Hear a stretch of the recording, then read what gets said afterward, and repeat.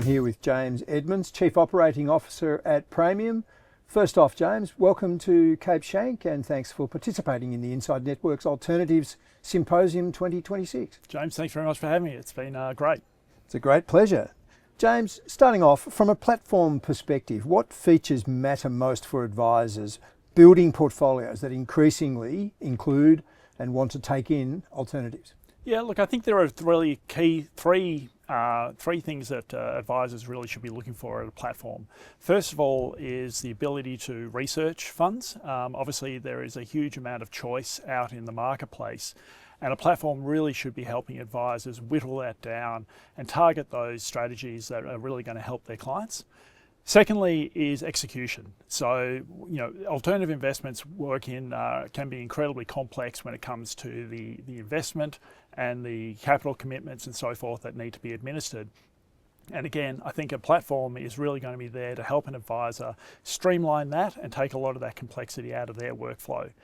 And finally is reporting and transparency. So again, a lot of these funds are complex in terms of the way that they report. It's challenging to get up-to-date valuations and also present that in a way that makes sense to high net worth investors. And that's something that I think a platform can really help them benefit. So given that propensity for complexity and illiquid assets, is that the really key role of a platform, that it can meaningfully improve the transparency for advisors and clients? Yeah, 100%. I think our platform in particular is really looking at ways that we can continue to streamline that. I think back to when we first really started in the alternative investment space, where we were providing really administration services, so really providing an outsourced solution. These days, what we're actually looking for is greater market connectivity so that we can actually make that an even quicker and easier experience for advisors, make sure that capital is being deployed as quickly as we possibly can. Does that imply more of a gatekeeper role than platforms have ever played in the past? To an extent. I think platforms are really focused on the operational due diligence. One of the things that we are really looking for is to work with those fund managers and registry operations that are really providing a value-added difference when it comes to whether it be pricing, ongoing information, being able to complete things like distributions and the tax reporting in a really timely manner. Product innovation is accelerating across platforms. How should advisors judge whether innovation improves outcomes rather than adds complexity? Yeah, look, I think that's a really great question. And really what advisors need to take into account is whether it actually makes their lives easier. Obviously, like most platforms, really want to roll out new features and benefits. Like a lot of things, they're really trying to attract new clientele to their platforms by doing so. But at the end of the day, what advisors really need is to make their lives as efficient as possible.